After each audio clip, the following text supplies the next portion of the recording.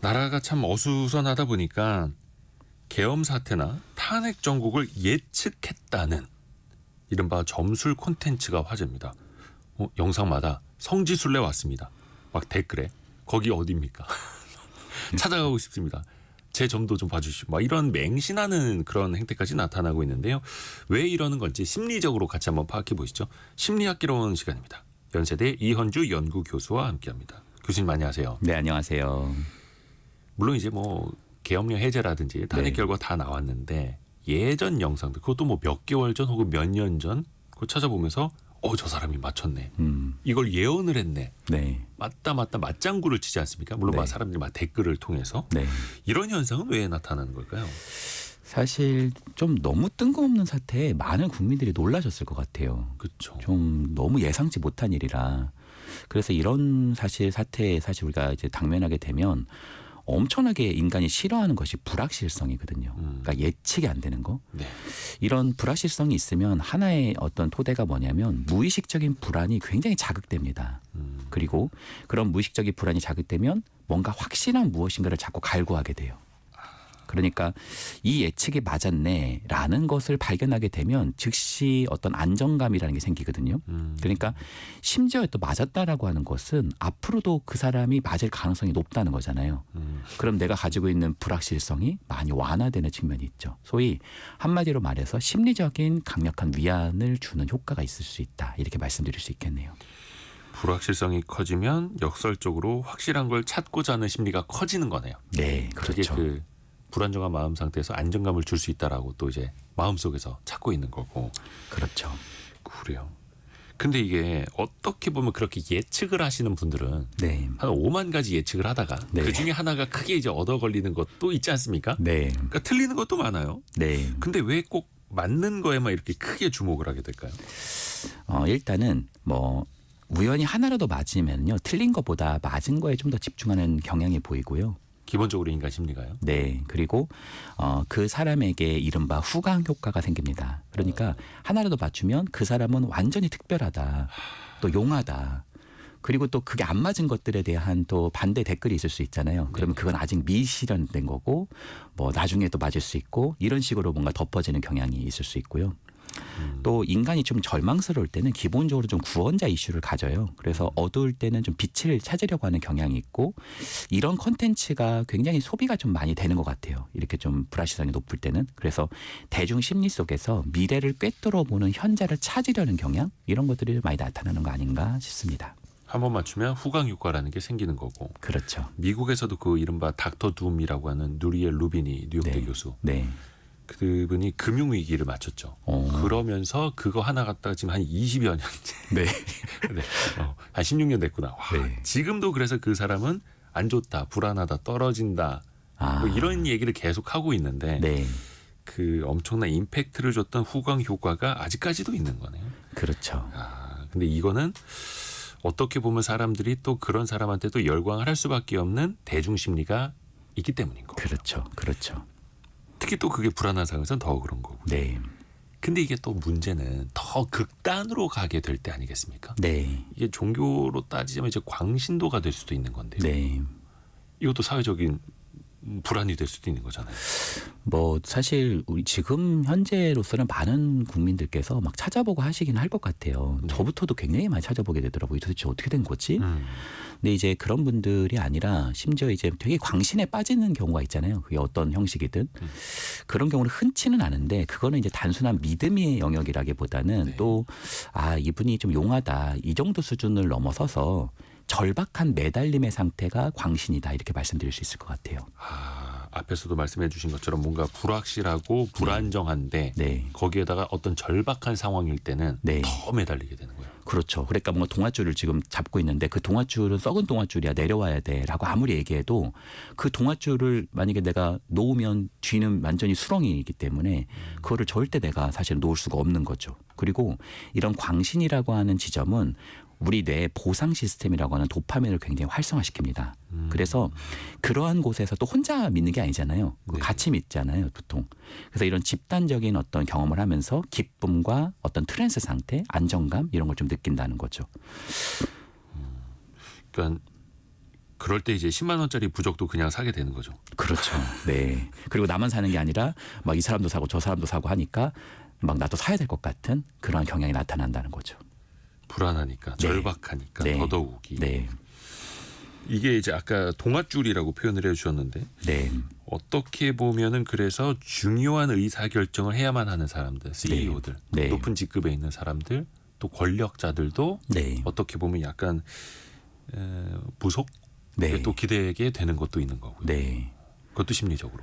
그렇죠. 그러니까 사람이 굉장히 이성적인 동물 같지만 사실 사람의 본질을 들여다보면 사람은 굉장히 감정적인 좀 동물이 좀 크거든요. 그러니까 인간에게 있어서 굉장히 좀 불안하다 보면 막 무엇인가를 자꾸 잡으려고 하는 경향들이 있는 것 같아요. 그러니까 항상 좀 뭔가 내가 어떤 결론을 내리고 누군가를 믿기 전에 한 사람이 아니라 여러 출처를 다각적으로 검토해보는 연습이 되게 중요하다고 생각해요. 그러니까 항상 여러 해석의 가능성이 있고 사람은 절대 신이 아니거든요. 그러니까 여러 사람을 좀 항상 바라보는 습관을 가져야 되고 맹목적 믿음은 항상 좀 탈로 이루어지는 경우가 많은 것 같습니다. 그리고 또 어떤 사람 중에 나만 믿어라, 나만 따라해라, 뭐 내가 최고다, 네네. 내가 최고의 뭐 용한 사람이다. 그 사람을 가장 경계해야 되는 것이 아닌가 싶습니다. 근데 내가 시키는 대로만 해. 네, 라고 하는데 나도 모르게 길들여지고 그렇죠. 벗어날 수가 없고. 네.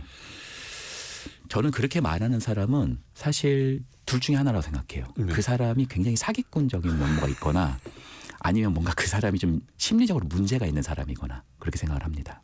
근데 또 그 말을 듣는 사람도 심리적으로 흔들리니까 네. 따라가게 되고 기대게 되고 그렇죠. 또 그 절박한 상황을 이런 사람들 이용을 또 하는 거고. 그렇죠.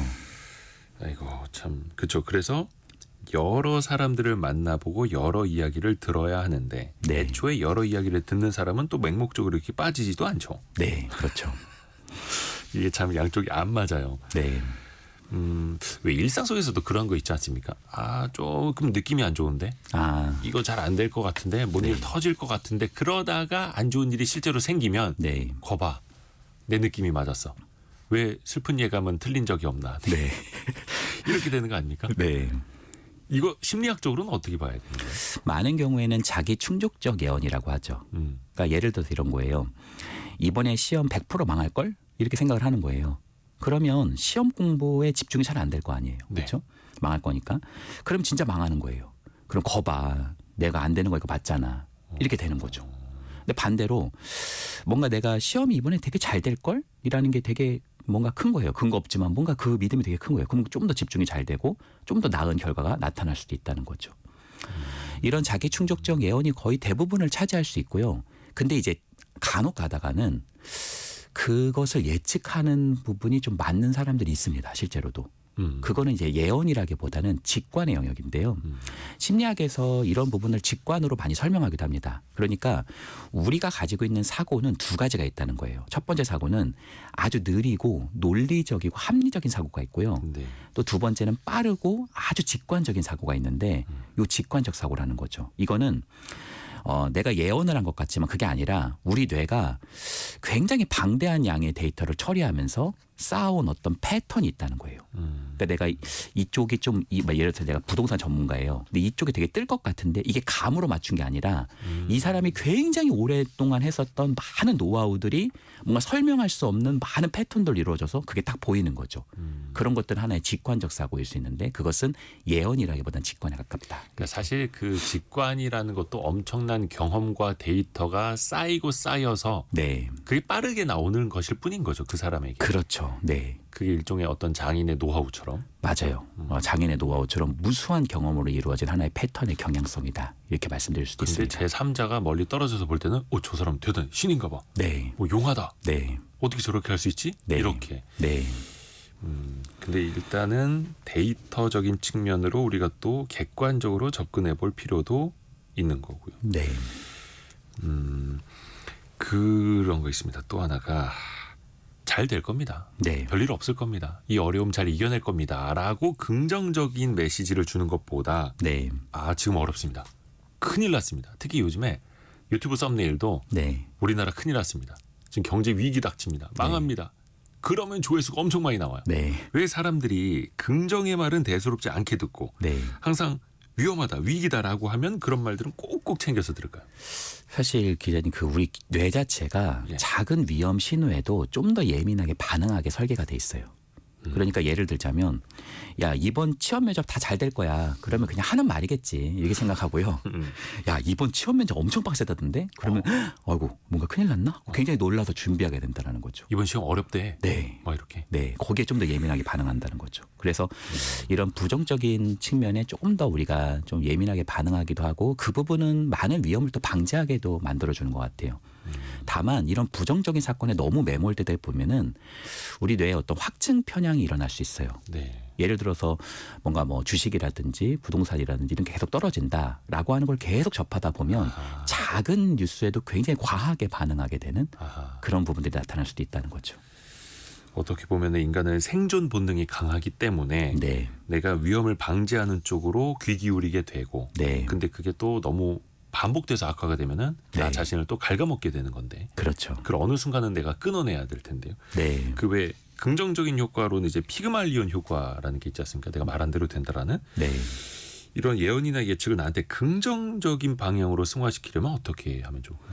사실 피그말리온 효과라는 게 고대 그리스 신화에서 피그말리온이라는 조각가가 조각가. 너무 이제 조각을 멋지게 만들어 놓고 예쁘게 사랑에 만들어서. 빠진 거예요. 네. 그 나중에 사랑이 이루어졌다는 건데 네. 사실은 하나의 나의 긍정적인 기대가 현실이 될 수 있다라고 하는 하나의 이론이에요. 근데 저는 그런 거는 분명히 좀 어느 정도는 있다고 생각해요. 사람들이 나를 환영한다고 내가 자꾸 믿고 있으면 좀 더 환영받고 호감받을 만한 행동과 의사소통을 할 수 있고 그러면 좀 더 실제로도 환영을 받을 수 있고요. 내가 성공이 가능하다고 굳게 믿으면 좀 더 성장할 수 있는 발판을 찾을 수 있고 실제로도 성장할 수 있는 것 같아요. 그래서 긍정적 생각을 갖는 거 매우 중요한 것 같아요. 근데 저는 더 중요한 것은 네. 그것으로 끝나지 않고 그 생각을 이루기 위한 작은 행동 가능한 목표로 구체화해보는 연습. 그 부분이 굉장히 중요하지 않을까 그렇게도 생각해 봅니다. 긍정적인 생각 그리고 네. 그 긍정적인 생각으로 작은 행동을 해보는 것. 네.